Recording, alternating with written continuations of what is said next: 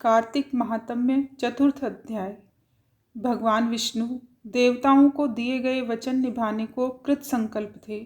इसके लिए भगवान विष्णु ने मछली का रूप धरा।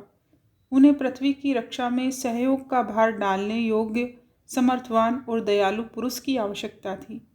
इसके लिए उन्होंने कश्यप को चुना, परंतु कश्यप की परीक्षा भी तो आवश्यक थी।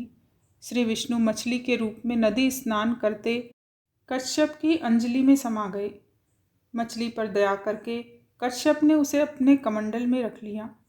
मछली का आकार बढ़ने लगा तो उसे एक कुएं में रखा। कुआं छोटा पड़ा तो तालाब बनवाया। तालाब भी पल भर में छोटा पड़ने लगा। कश्यप ने समझ लिया कि भगवान की कोई माया है। उन्होंने स्तुति करके इसका रहस्य पूछा। भगवान ने उन्हें आदेश दिया कि तुम सभी ऋषियों को बुलाओ, तुम्हारे लिए एक विशाल नौका आएगी।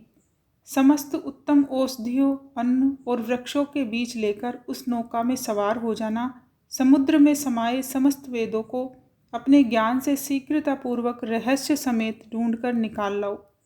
तब तक मैं देवताओं के साथ प्रयाग में रुकूंगा। तपोबली मुनियों ने बीज और यज्ञ मंत्रों सहित वेदों का फिर से उद्धार किया। उन ऋषियों में से जिस ऋषि ने अपनी शक्ति से जो भाग निकाला, वह भाग उसी ऋषि के नाम से प्रसिद्ध हुआ।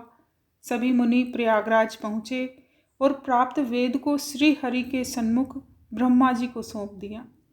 वेदों को पुनः प्राप्त कर ब्रह्मा जी बड़े प्रसन्न हो गए। देवों और ऋषियों के साथ उन्होंने अश्वमेघ यज्ञ किया। यज्ञ की समाप्ति पर देवताओं ने श्री विष्णु से विनती की, इसी स्थान पर हमें पुनः प्रसन्नता प्राप्त हुई है। हमें यज्ञ का भोग फिर से मिला है, इसलिए आपकी कृपा से यह स्थान श्रेष्ठ और पुण्यदायी है। यह मास अक्षय फल देने वाला हो। श्री विष्णु उनकी इस बात से बड़े प्रसन्न हुए। उन्होंने कहा कि मेरी भी कुछ ऐसी अभिलाषा हुई थी, अतः ऐसा ही होगा। यह ब्रह्मक्षेम नाम से सबको सुलभ होगा और राजा भागीरथ तब से गंगा जी को पृथ्वी पर लाएंगे और इसी स्थान पर सूर्यपुत्री यमुना से गंगा का संगम होगा। जो पुरुष अपने पितृ ईश्वरों को यहाँ श्राद्ध आदि कर्म करेंगे, उनके पितृगण मेरा स्वरूप धारण करेंगे। मकर संक्रांति माघ मास में प्रातःकाल यहाँ स्नान करने से संपूर्ण पापों का नाश होगा।